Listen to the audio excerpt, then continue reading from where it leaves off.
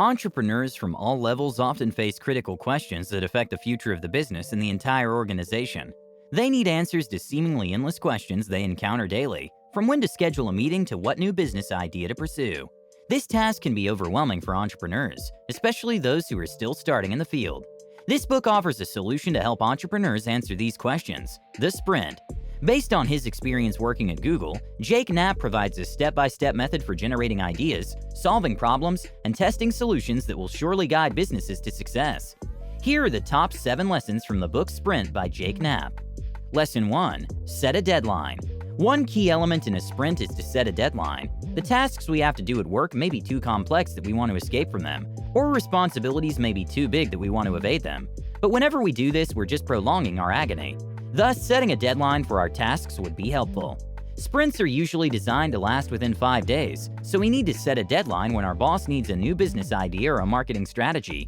Deadlines also help us avoid procrastination, since we know we have to deliver something in an expected time and day. Considering that one task usually gets added to us each day, the sooner we finish the task, the better it would be for us. Lesson 2. Create a diverse team. In business and other areas of life, 2 heads are always better than 1. Thus, another key element in a sprint is to gather a pool of people with different expertise. Sprint teams usually consist of 7 members from diverse backgrounds: marketing, engineering, business, accounting, etc. Having varied team members is like using different lenses to examine a situation or problem, which is helpful for the group. Each team member also needs to know their role in the team and the goal they have to achieve for the sprint to be smooth sailing and successful. Lesson 3. Provide a concrete prototype. Sprints do not end with just thinking of ideas or plans. The team needs to produce something concrete and tangible. Having a concrete prototype is the third element of a sprint. Sprint teams need to create a concrete and actual product out of their brainstorming at the end of 5 days. Having something our boss and supervisors could see will help them provide more precise feedback, which would guide the team in improving the prototype. Lesson 4. Begin with an end in mind. After having a sprint team ready, the next thing to do is to start brainstorming ideas. In a sprint, we do not begin thinking of ideas from where we currently are. Instead, we start by imagining the end we have in mind, or simply the time when our customers would meet our product. How do we envision our product to be? From that image, we then start moving backward and think of ways to achieve our end goal. This roadmap is helpful since we have a clear vision to anchor our ideas and solutions. We also need to anticipate possible pitfalls and setbacks and identify all the available resources we could use along the way. Lesson 5. Solicit individual sketches. Since we have a sprint team, we need to ensure that each member contributes to developing a brilliant idea. We can do this by doing the so-called lightning demos.